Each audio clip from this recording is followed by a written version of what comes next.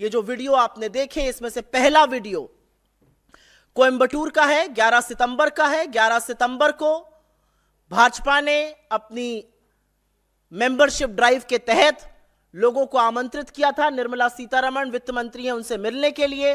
कोयंबटूर के तमाम बिजनेस भी उसमें आए थे। उसमें से एक श्री अन्नपूर्णा स्वीट्स के वहां के ओनर श्री श्रीनिवासन जी थे। उन्होंने खड़े होकर अपनी व्यथा बताई। उन्होंने कहा कि मेरी एक मिठाई की दुकान है, वहां पर मीठे पर 5%, नमकीन पर 12%, प्लेन बन पर 0, और अगर क्रीम लगा दो तो उस बन पर 18% जीएसटी लगता है। तो कई बार तो कस्टमर बन अलग और क्रीम अलग ले लेते हैं, हमें तो समझ में नहीं आता कौन सा जीएसटी लगाएं।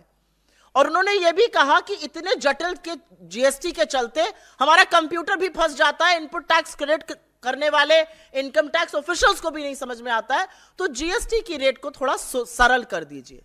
ये एक छोटे मध्यम लघु उद्योगपति हैं और वो ये बात, ये व्यथा अपनी इस देश के वित्त मंत्री के सामने कह रहे थे।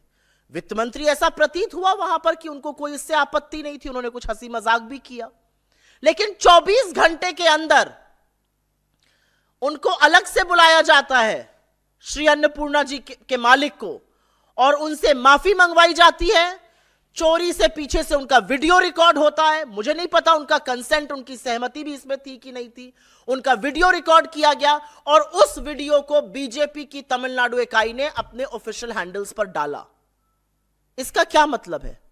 क्या इसका मतलब यह नहीं है कि इस देश की वित्त मंत्री के सामने अगर किसी ने अपनी व्यथा, अपनी तकलीफ, अपना दुख, अपना दर्द, अपने कारोबार की दिक्कत बताई, तो बजाय उसको सुलझाने के उन्होंने उस व्यक्ति को डराना, धमकाना, उससे माफी मंगाना ज्यादा जरूरी समझा। इंग्लिश में एक टर्म होता है इंटॉक्सिकेटेड ऑन पावर। ये सत्ता का गंदा नशा, ये सत्ता के गंदे नशे में चूर्ण अगर हरकत नहीं है तो ये और क्या है। और ये वो सरकार कर रही है जिसने छोटे लघु मध्यम उद्योगों की पीठ तोड़कर रख दी है। ये वो उद्योग है जिनके पास कोई चारा नहीं है। इन पर आपने नोटबंदी का कहर ढाया, इन पर आपने टैक्स टेरर बरसाया, इनके ऊपर आप रेड करते हैं, इनके ऊपर आपने गलत जीएसटी लागू करके इनके कॉस्ट ऑफ टैक्सेशन को भी बढ़ाया। और बड़े बड़े उद्योगपतियों के लिए तो आप लाल कालीन बिछाते हैं, उनके लिए तो आप जी हजूरी में सर झुका के खड़े रहते हैं, बाहें खोलकर खड़े रहते हैं। अडानी हो, फिर देखिए 10 कंपनी खरीदनी थी अडानी जी को, उनकी कुछ आर्थिक समस्याएं थी, सरकारी बैंकों में उनका 67,000 करोड़ बकाया था, खरीदनी मोदी जी के मित्र अडानी को थी। बैंकों ने कहा कोई बात नहीं, डिस्काउंट पर अडानी जी ने खरीद ली। 67,000 करोड़ देना था, 16,000 करोड़ से कम दिया। 74% नुकसान इस देश के सरकार की बैंकों ने झेला, चूना लगाया गया उनको।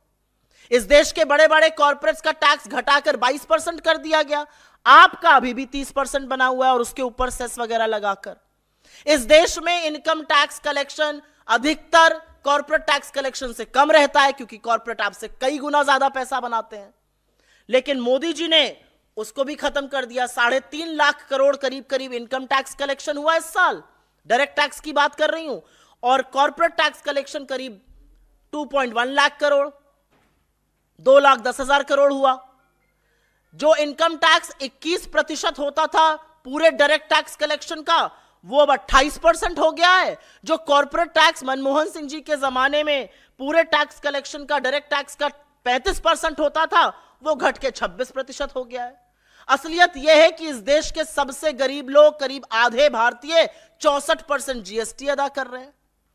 तो आप पर टैक्स की कहर है, टैक्स की मार छोटे लघु मध्यम उद्योगों पर है। लेकिन अगर वो अपनी व्यथा बताएंगे, अगर वो अपनी दिक्कत बताएंगे, तो उनके साथ ये किया जाएगा।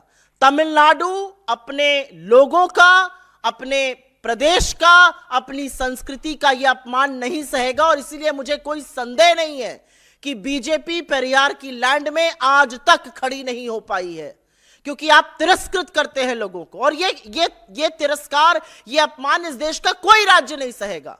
ये इज्जत है आपकी लोगों के मन में।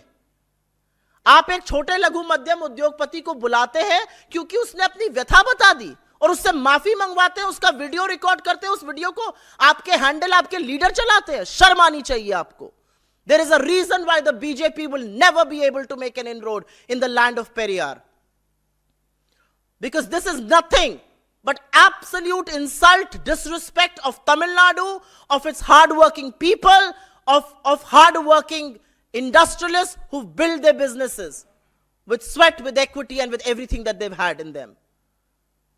निर्मला सीतारमण को माफी मांगनी चाहिए, क्योंकि उनका घमंड जो है वो इस तरह का, उनसे महंगाई की बात करिए तो वो कहती है मैं लहसुन प्याज ही नहीं खाती। वो डेटॉल से लोगों का मुंह साफ करने की बात करती है। ये किस तरह की भाषा और किस तरह के बयान है। और अब जो उनकी हरकत है, नरेंद्र मोदी ने बहुत सोच समझकर उनको वित्त मंत्री बनाया है। इस सरकार का हर मंत्री घमंड और अहंकार में इतना चूर्ण है और बार बार उसका ब्यौरा आपको देखने को मिलता है।